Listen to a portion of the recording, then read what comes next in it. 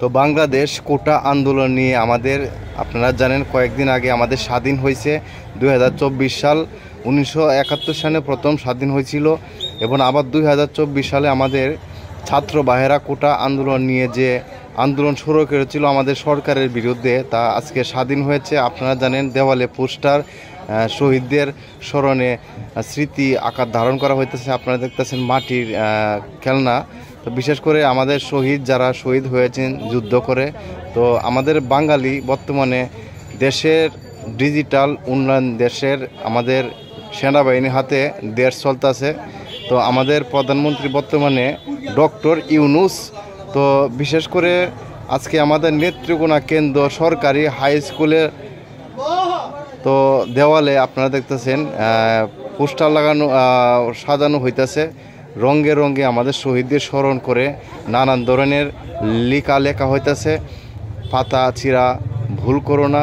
তো বুক ফেটে আমাদের আত্মনাদ শহীদ ভাইদের স্মরণে আমাদের নেত্রকোনা কেন্দ্র আজকে স্মৃতি স্মরণে তাদের ছাত্র ভাইয়েরা আপনারা দেখতেছেন আমি বিকেল আমিও সকাল। তো আমরা হব সকালবেলা পাখি সবার কুসুমবাগে উঠবো আমি যাকি। তো বিশেষ করে আমাদের স্মরণে দেশের যে আন্দোলন শুরু হয়েছে, ওই আন্দোলনে আমাদের তো দেশের অনেক সরকারি স্কুলের ভিতরে এবং বাইরের দেওয়ালে অনেক কিছু আঁকা হইতেছে। তো আপনারা দেখেন, বিশেষ করে ফলো করাতে পাশে থাকবেন আমাদের নেত্রকোনা কেন্দ্র সকল ভাই ও বোনেরা। তো আপনারা দেখতেছেন প্রচুর পরিমাণে লোক সংখ্যা।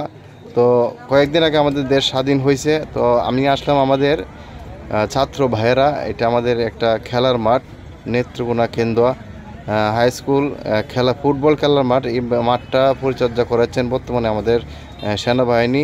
সব কিছু দোকানপাট উধাও করা হয়েছে। এই মাঠটা সুন্দরভাবে চতুর্দিক দিয়ে ভান্ডারি করে বসার পরিবেশ করলে তো মানুষ বিকালে খেলাধুলা এবং দেখতে পারবে। আপনারা দেখতেছেন 4 রাস্তা মোড় আমাদের শহীদ আমাদের কাউন ভাইয়েরা। তো তারা রাস্তা পরিচালনা করতেছে, গাড়ি ঘোড়া সুন্দরভাবে চলার মতন চলতে পারে, এই জন্যই তারা ভালোভাবে পরিষ্কার করতেছে। সকলকে ধন্যবাদ।